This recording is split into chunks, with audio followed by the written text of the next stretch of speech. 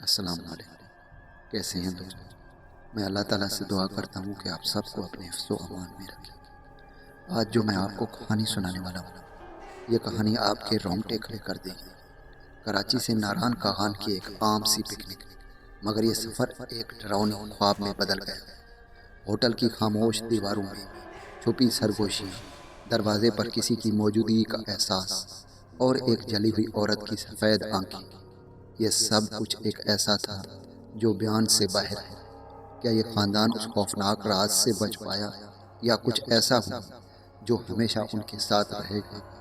اس کہانی کو آخر تک سنیں، مگر یاد رکھیں کہیں آپ کے پیچھے بھی کوئی نہ کھڑا ہو۔ اگر آپ ڈر محسوس کر رہے ہیں تو چلیے کہانی کا آغاز کرتے ہیں۔ یہ کہانی میری زندگی کا سب سے خوفناک اور دل دہلا دینے والا تجربہ ہے، اور میں ہمیشہ اسے اپنے دل میں چھپائے رکھنا چاہتا تھا۔ لیکن اب میں یہ کہانی آپ کو سنانے جا رہا ہوں، تاکہ شاید یہ کسی اور کے کام آ سکے۔ یہ سب کچھ اس وقت شروع ہوا جب ہم نے کراچی سے ناران کاغان پکنک کے لیے جانے کا ارادہ کیا تھا۔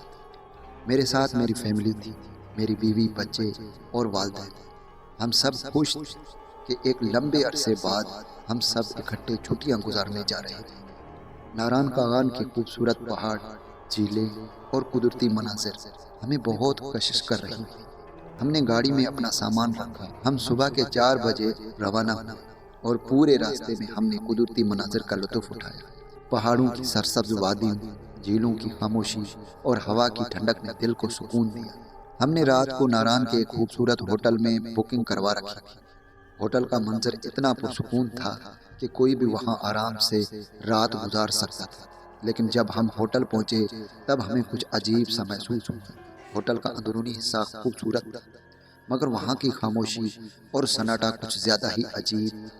ہوٹل کے مالک نے ہمارا استقبال کیا، لیکن اس کے چہرے پر ایک پراسرار مسکراہٹ تھی جو میں نے کبھی کسی دوسرے ہوٹل کے مالک کے چہرے پر نہیں دیکھی تھی۔ ہمیں اپنے کمرے کی چابی دی گئی اور ہم سب کمرے میں داخل ہوئے۔ کمرہ بہت خوبصورت تھا، مگر ایک عجیب سی ٹھنڈک تھی جو ہمیں محسوس ہو رہی تھی۔ میں نے فوراً اپنی بیوی سے کہا کہ کھڑکیاں بند کر دیں، مگر جیسے ہی وہ کھڑکیاں بند کرنے گئی، میں نے ایک آواز سنی، یہ ایک ہنسی کی آواز جو کسی انسان کی نہیں تھی۔ وہ ہنسی بہت مدھم تھی، مگر اتنی پراسرار کہ میں بے اختیار خاموش رہ گیا۔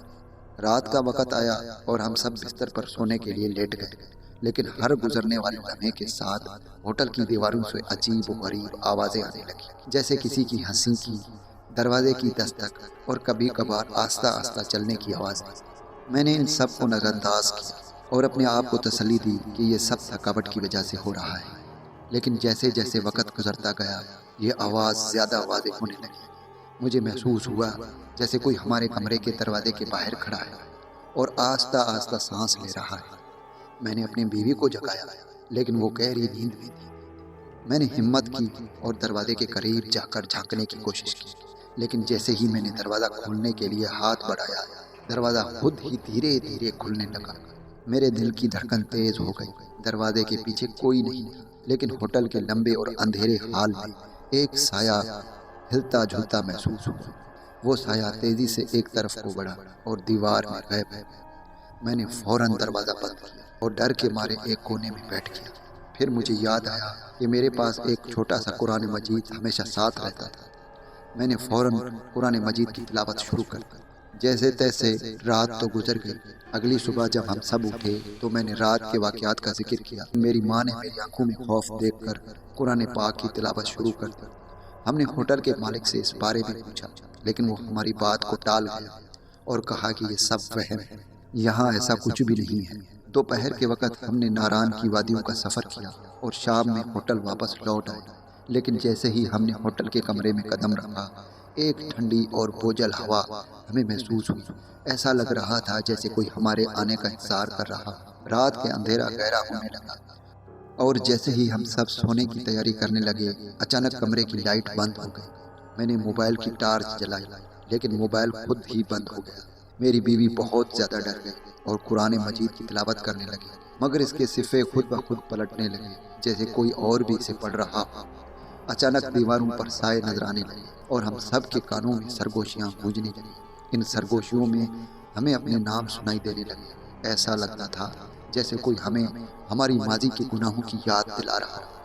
میرے بچوں نے خوف کے مارے رونا شروع کر دیا اور میں نے ہمت کر کے دروازہ کھولا، مگر دروازہ جیسے کسی نے باہر سے بند کر رکھا ہو۔ رات کا ہر لمحہ ہمیں مزید وحشت میں مبتلا کرتا رہا۔ اچانک کمرے کی کھڑکی زور زور سے بجنے لگی، جیسے کوئی باہر سے اندر آنے کی کوشش کر رہا ہو۔ ہم بہت زیادہ ڈر گئے، سب کے سب دہل گئے۔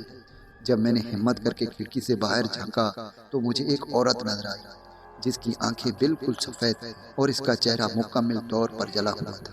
میں نے فوراً دروازے پر زور زور سے مکے لگانے شروع کیے اور چند ہی لمحوں بعد وہ خود ہی کھل گیا۔ ہم سب ڈرتے ہوئے ہوٹل کے باہر والے حصے میں آ گئے، مگر وہاں کوئی نہیں تھا۔ ہوٹل سنسان، جیسے وہاں صدیوں سے کوئی نہیں رہا۔ ہم نے فیصلہ کیا کہ ہم اسی وقت فوراً واپس کراچی جائیں گے۔ جیسے ہی ہم نے اپنے سامان پیکنگ کر کے گاڑی میں بیٹھے، اچانک ہماری گاڑی کی ہیڈ لائٹس خود بخود بند ہو گئی اور گاڑی کا انجن بھی خود ہی بند ہو گیا۔ ہم نے گاڑی سٹارٹ کرنے کی بہت کوشش کی، لیکن وہ سٹارٹ ہی نہیں ہو رہی تھی۔ اچانک ہماری گاڑی کے ارد گرد سائے گھومنے لگے۔ ہم سب نے اجتماعی طور پر سورۃ الفلق اور سورۃ الناس پڑھنی شروع کر دی۔ کچھ ہی دیر بعد گاڑی سٹارٹ ہو گئی اور ہم تیزی سے وہاں سے نکل پڑے۔ ہم جیسے جیسے ناران کی وادی سے نکلنے لگے، رات میں ہمیں وہی عورت نظر آتی رہی، کبھی کسی درخت کے پیچھے، کبھی کسی چٹان پر بیٹھی ہوئی۔ ایسا محسوس ہو رہا تھا جیسے وہ ہمارے ساتھ ساتھ سفر کر رہی ہے۔ ہم نے ایک مقام پر رکنے کا فیصلہ کیا جہاں ایک پرانی مسجد موجود تھی۔ وہاں کا پیش امام ایک بوڑھا شخص، جس کی آنکھوں میں ایک عجیب سی روشنی تھی۔ اس نے ہمیں غور سے دیکھا اور کہا، تم لوگ کسی ناپاک جگہ پر ٹھہرے اور وہ چیزیں اب تمہاری ساتھ جڑی ہوئی ہیں۔ اس پر ہم سب خوف زدہ ہو گئے اور پھر اس نے کلمات پڑھنے شروع کیے، اور جیسے ہی اس نے ہم پر کلمات پڑھے، ہمیں محسوس ہوا جیسے ہمارے کندھوں کا بوجھ ہلکا ہو گیا۔ امام صاحب نے ہمیں نصیحت کی کہ آئندہ سفر کے دوران ایسے مقامات پر رکنے سے پہلے احتیاط کیا کریں۔ ہم نے مسجد میں فجر کی نماز ادا کی اور وہاں سے روانہ ہونا۔ جیسے ہی ہم نے ناران کی حد پار کی، ہمیں محسوس ہوا جیسے وہ تمام سائے پیچھے رہ گئے۔ مگر آج بھی جب میں اس رات کو یاد کرتا ہوں تو میرے بدن میں ایک سرد لہر دوڑ جاتی ہے۔ میں بہت زیادہ خوفزدہ ہو جاتا ہوں، میرے پسینے نکل جاتے ہیں۔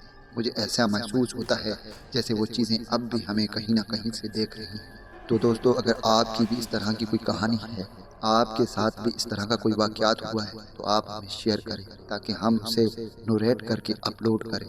دعاؤں میں یاد رکھیے گا، پھر ملوں گا ایک خوفناک کہانی میں۔ تب تک کے لیے مجھے اجازت دیں۔ اللہ حافظ۔